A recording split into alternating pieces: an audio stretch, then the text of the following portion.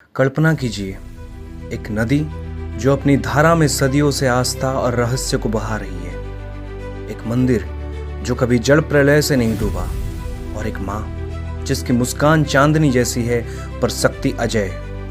ये केवल एक कहानी नहीं, ये माँ चंद्रहासिनी की दिव्य गाथा और आज महानदी के तट पर स्थापित है। लेकिन क्या आप जानते हैं कि चंद्रहासिनी कौन है? क्यों चंद्रपुर में पूजा पा रही है माँ चंद्रहासिनी? कैसे देवी ने महानदी में गिरते हुए एक छोटे बच्चे को बचाया? किसने बनाया महानदी के तट पर चंद्रहासिनी मंदिर? ये कथा केवल एक मंदिर की नहीं, बल्कि उस माँ की है जिसकी महिमा सुनकर ही हृदय श्रद्धा से भर उठता है। तो आइए जानते हैं चंद्रहासिनी मंदिर का इतिहास और अनकही रहस्य। छत्तीसगढ़ के रायगढ़ जिले के पास महानदी के पावन तट पर स्थित है चंद्रपुर का चंद्रहासिनी मंदिर। दूर दूर से लोग यहाँ आते हैं क्योंकि ऐसा माना जाता है कि ये केवल मंदिर नहीं बल्कि एक सिद्ध शक्तिपीठ है। भक्ति से माँ दुर्गा के 52 शक्तिपीठों में से एक स्वरूप मानते हैं। हर दिन यहाँ नारियल, अगरबत्ती और फूल लेकर भक्तों की भीड़ रहती है। लोग अपनी मनोकामनाएं लेकर आते हैं और कहते हैं माँ चंद्रहासिनी के दरबार से कोई खाली नहीं लौटता।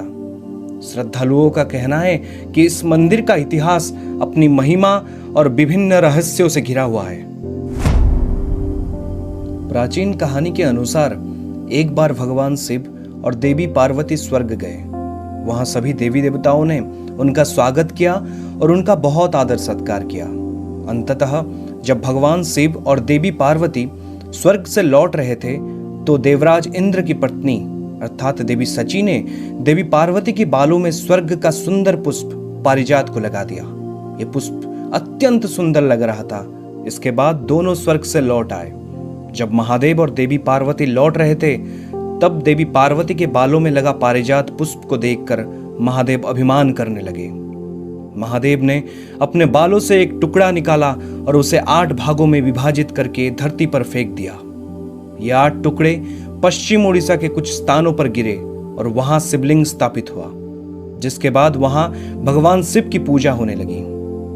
भगवान शिव का अभिमान सहन न कर पाते हुए देवी पार्वती ने भी अपने बालों में लगे पारिजात पुष्प को 7 टुकड़ों में तोड़कर धरती पर फेंक दिया। पुष्प के ये 7 टुकड़े पश्चिम उड़ीसा के कुछ स्थानों पर गिरे। जहां जहां पुष्प के ये 7 टुकड़े गिरे वहां वहां देवी मां की पूजा होने लगी। ये 7 देवी है समलेश्वरी, पाटनेश्वरी, माणिकेश्वरी, मेटाकानी, चंद्रहासिनी, घंटेश्वरी और सुरेश्वरी। जो पुष्प का टुकड़ा चंद्रपुर में गिरा वहां देवी मां चंद्रहासिनी के नाम से पूजा जाने लगी। इतिहासकार कहते हैं कि एक बार देवी मां सरगुजा से चली और चंद्रपुर पहुंची। तभी महानदी के निर्मल धारा को देखकर वही थोड़ा रुकी। नदी की शीतलता उन्हें इतनी भा गई कि वो एक पेड़ के नीचे विश्राम करने बैठ गई और वहां सो गए। उन्हें सोते हुए कई वर्षों बीत गए। समय बीतता रहा। एक दिन संबलपुर के राजा चंद्रहास अपनी सेना और घोड़ों के साथ यात्रा पर निकले। उनका काफिला चंद्रपुर होते हुए जा रहा था। तभी अनजाने में राजा का पैर उस स्थान पर लग गया जहां माता विश्राम कर रही थी। लेकिन देवी मां ने राजा को कुछ नहीं कहा, क्योंकि देवी मां अपनी संतान की हर भूल माफ कर देती है और उन्हें सही राहों पर चलने की सलाह देती है। लेकिन उसी क्षण माता की आंख खुल गई। उस रात राजा को एक स्वप्न आया। वही देवी उनके सामने प्रकट हुई। उन्होंने कहा, हे राजा, यह स्थान अब मेरा वास होगा। तुम जहां मेरे लिए एक भव्य मंदिर बनवाओ। इतना कहकर देवी अंतर्धान हो गए। राजा ने सिर झुकाकर आज्ञा स्वीकार की।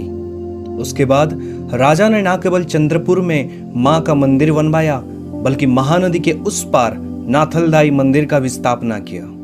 मां की प्रसन्नता इतनी बढ़ गई कि उन्होंने राजा को दर्शन देकर आशीर्वाद दिया और कहा, आज से ये नगर चंद्रपुर कहलाएगा और मैं यहाँ चंद्रहासिनी नाम से वास करूंगी।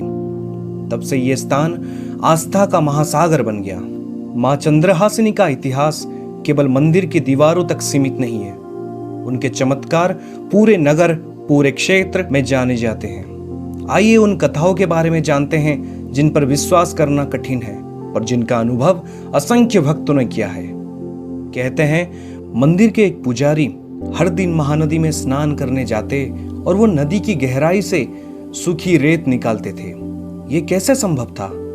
भक्तों का मानना है कि ये स्वयं माता की लीला थी। ये कथा सुनकर हर माता पिता की आंखें नम हो जाती है। एक बार एक पुलिस अधिकारी अपनी दूसरी पत्नी के बहकावे में आकर अपने ही बच्चे को नदी में फेंकने ले गया। निर्दयी पिता जैसे ही बच्चे को जल में गिराने लगा, उसी क्षण माता प्रकट हो गई। मां ने शिशु को अपनी गोद में उठा लिया। फिर उन्होंने एक स्थानीय मछुआरे को स्वप्न में दर्शन देकर कहा, यह बालक मेरा है, इसे संभालो। अगले दिन वही हुआ। मछुआरे ने बच्चे को पाया और पाल पोस कर बड़ा किया। यह घटना चंद्रपुर में आज भी श्रद्धा के साथ सुनाई जाती है। महानदी के तट पर बसे नगर में बाढ़ आना कोई नई बात नहीं है। कई बार पूरा चंद्रपुर जलमग्न हो जाता, घर आंगन सब डूब जाते। पर आश्चर्य की बात यही है कि मां चंद्रहासिनी का मंदिर कभी जल में नहीं डूबा। साल का सबसे भव्य समय है नवरात्रि। उस समय पूरा चंद्रपुर माता के जयकारों से गूंज उठता है। मंदिर परिसर दीपों से जगमगा जाता है। श्रद्धालु यहाँ ज्योति कलश प्रज्वलित करते हैं और सुख समृद्धि की कामना करते हैं। कोई अमीर गरीब का भेद नहीं होता, हर कोई मां के दरबार में समान है।